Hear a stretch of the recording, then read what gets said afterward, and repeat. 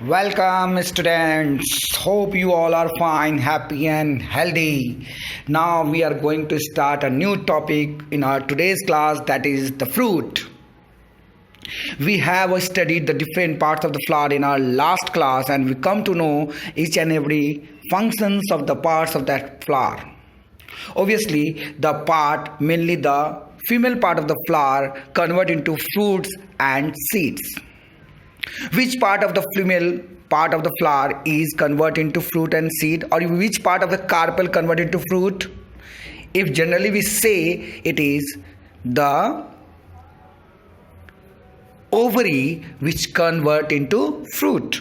यानी कि यदि मैं फ्रूट के बारे में बात करूं बच्चों, तो फीमेल पार्ट यानी कि कार्पेल का कौन सा पार्ट जो है वो फ्रूट में कन्वर्ट होता है, यदि उस बारे में यदि हम बात करें तो ओवरी जो है वो फ्रूट में कन्वर्ट होता है और इसके अंदर जो मौजूद ओव्यूल होता है वो सीड में कन्वर्ट होता है ना। ये जनरल सेंस में है क्योंकि कई जगह थैलामस भी फ्रूट में कन्वर्ट हो जाता है। ये जो नीचे वाला रीजन है थैलामस, ये फ्रूट में कन्वर्ट हो जाता है। कई जगहों पे आप देखोगे ये जो ओवरी है वो फ्रूट नहीं है, फ्रूट होने के बावजूद फ्रूट की तरह यूटिलाइज नहीं करते, सिर्फ उसका हम लोग सीड यूटिलाइज करते हैं। तो अलग अलग सेंस है, बट जनरल भाषा में यदि कहा जाए तो फ्रूट क्या है, it is a ripen ovary, ये पका हुआ ओवरी होता है। ठीक है, समझ में आया? तो चलो जनरल जो चीज़ें दी गई हैं उसके बारे में हम स्टडी करते हैं। The fruit is the characteristics feature of flowering plant और एंजियोस्पर्मिक प्लांट। जितने भी एंजियोस्पर्मिक प्लांट हैं उनका सबसे इम्पॉर्टेंट जो कैरेक्टरिस्टिक्स है वो फ्रूट प्रोड्यूसिंग है, क्योंकि सारे के सारे एंजियोस्पर्मिक प्लांट किसी न किसी तरीके से फ्रूट प्रोड्यूस करते हैं। ठीक है, it is the mature ripen ovary. अब ये डिफिनेशन दिया हुआ है फ्रूट का, डिफाइंड फ्रूट, तो इसका आंसर ये होगा कि इट इज़ द मैच्योर, ये पका हुआ ओवरी होता है, डेवलप आफ्टर फर्टिलाइजेशन, जो कि फर्टिलाइजेशन के बाद डेवलप होता है। ठीक है, लेकिन जैसे केला हो गया, जैसे ऑरेंज हो ग्रेप्स हो गया, ये इसके अंदर तो सीड नहीं होता, तो सीड नहीं होता इसका मतलब ये फर्टिलाइजेशन नहीं हुआ है।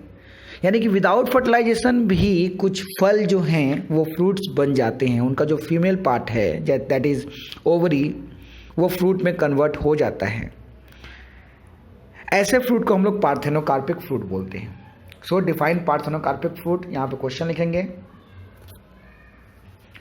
If a fruit formed without fertilisation, यानी कि कोई फ्रूट फर्टिलाइजेशन नहीं हुआ, मेल गैमेट फीमेल गैमेट आपस में फर्टिलाइज नहीं हुए, सिर्फ ओवरी जो है वो डायरेक्ट फ्रूट में कन्वर्ट हो गया विदाउट फर्टिलाइजेशन, तो उसे हम क्या बोलेंगे, पार्थेनोकार्पिक फ्रूट बोलेंगे। याद रहेगा ना?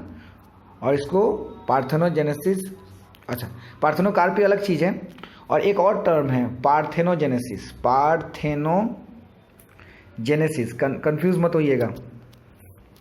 पार्थेनोकार्पी में क्या हुआ, ovary convert into fruit, ovary convert into fruit without fertilization, ये तो पार्थेनोकार्पी में हुआ।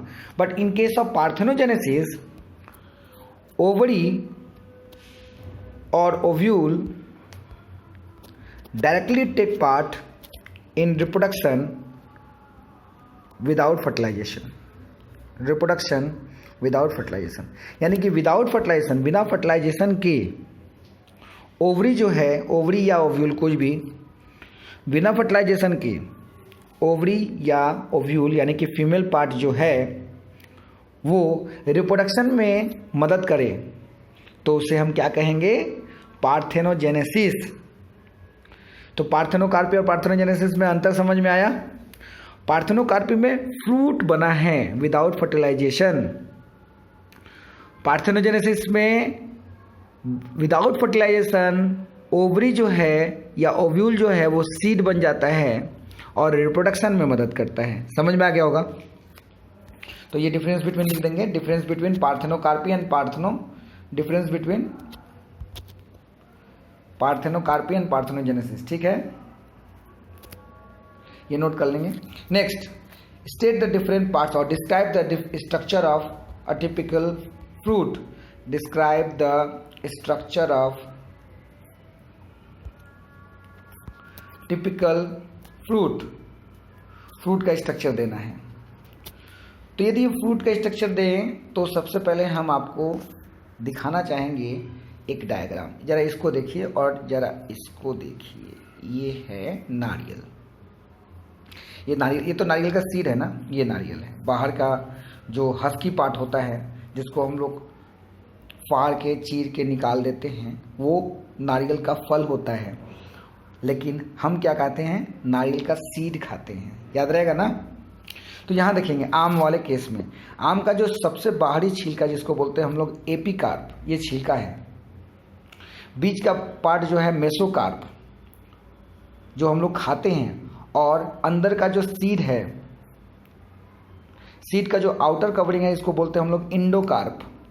तो ये तीनों कार्प मिला करके फ्रूट बनता है, यानी कि जो बाहर वाला कार्प मतलब लेयर होता है उसको बोलते हैं हम लोग एपिकार्प। जो फ्रूट का अंदर वाला लेयर होता है उसको बोलते हैं इंडोकार्प। ये फ्रूट का अंदर वाला लेयर सीड को टच करता रहता है, सीड को टच करता है, ठीक है ना, और अंदर में होता है सीड। तो फ्रूट के 3 लेयर हैं, एपिकार्प, इंडोकार्प और मेसोकार्प। इसमें से मैंगो वाले केस में हम लोग मेसोकार्प को खाते हैं, ठीक है, समझ में आ गया।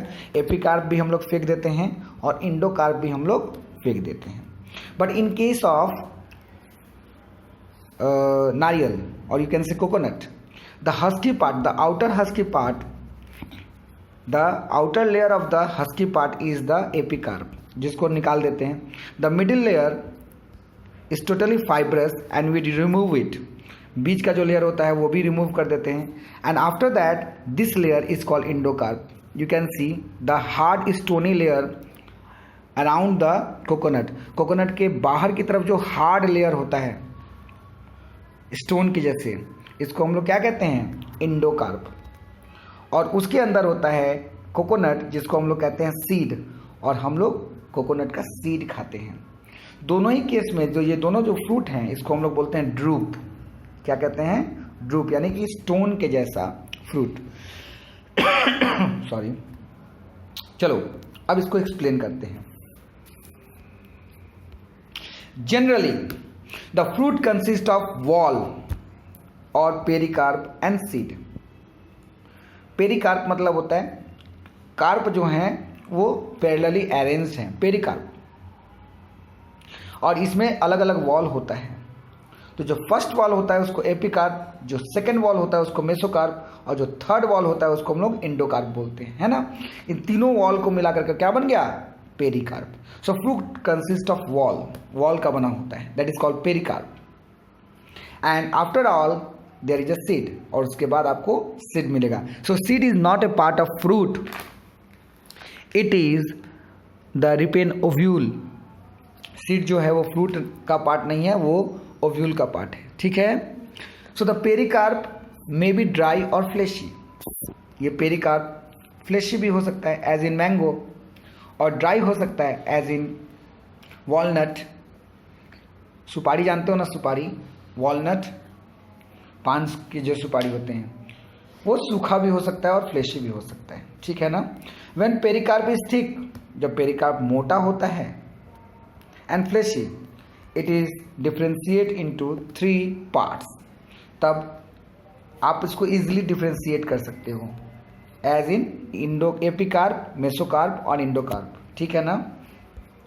Now in mango and coconut, यदि मैंगो और कोकोनट के बारे में बात किया जाए, the fruit is called drupe. Fruit को क्या बोलते हैं, fruit is known as drupe. So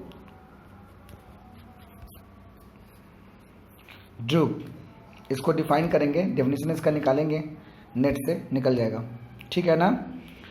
next question आता है कि दे develop from monocarpellary superior ovary, मतलब ओवरी सुपेरियर होगा, यानी कि इंडोगाइनस,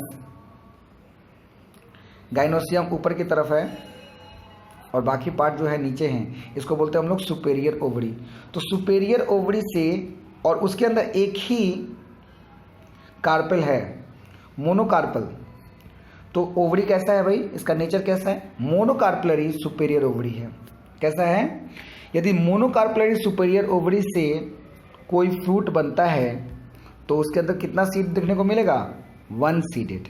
कितना सीड देखने को मिलेगा, वन सीडेड। समझ में आया ना। So they develop from monocarpellary superior ovary. ये मैंने पिछले क्लास में बताया था। कौन कौन सा पार्ट, देखो इसको, ये बताया गया था ना, hypogynous, superior ovary, epigynous, inferior ovary, याद आ रहा है। तो ये सुपेरियर ओवरी का बना हुआ है, यानी कि ओवरी जो है वो थैलेमस के ऊपर है और बाकी जो पार्ट्स हैं फ्लावर के वो सब थैलेमस के, सॉरी, ओवरी के नीचे की तरफ है, ठीक है ना। इसीलिए, और चूंकि एक ही कार्पल से बना हुआ है ओवरी, इसलिए मोनोकार्पलरी सुपेरियर ओवरी बोला गया। एंड वन सीडेड, और इसके पास एक ही सीड होता है। इन mango and the pericarp is well differentiated. Mango में आपको तीनों लेयर बहुत क्लियरली दिखाई देगा। Outer thin layer, this is called epicarp, जो बाहर का थिन लेयर होता है एपिकार्प बोलते हैं। मिडिल फ्लैशी एडेबल मेसोकार्प, बीच में जो है सॉफ्ट एडेबल खाने योग्य फ्लैशी, फ्लेश के जैसा सॉफ्ट पार्ट होता है जिसको हम लोग बोलते हैं मेसोकार्प। और अंदर में स्टोनी हार्ड इंडोकार्प होता है। स्टोनी हार्ड को ही बोलते हैं हम लोग एक्चुअली ड्रूप, ठीक है ना। इन कोकोनट, यदि कोकोनट के बारे में बात करें तो the coconut which is also drupe, ये भी एक स्टोनी फल होता है। द मेसोकार्प इज फाइब्रस, इसका मेसोकार्प जो होता है फाइब्रस होता है एंड नॉन ईडेबल होता है। इसको हम लोग खाते नहीं हैं, जलाने के काम में यूटिलाइज करते हैं। समझ में आ गया। चलो आज के लिए इतना रहने देते हैं, नेक्स्ट क्लास में हम लोग सीड के बारे में पढ़ेंगे, ठीक है। चलो बाय बाय, नोट बना कर रखना।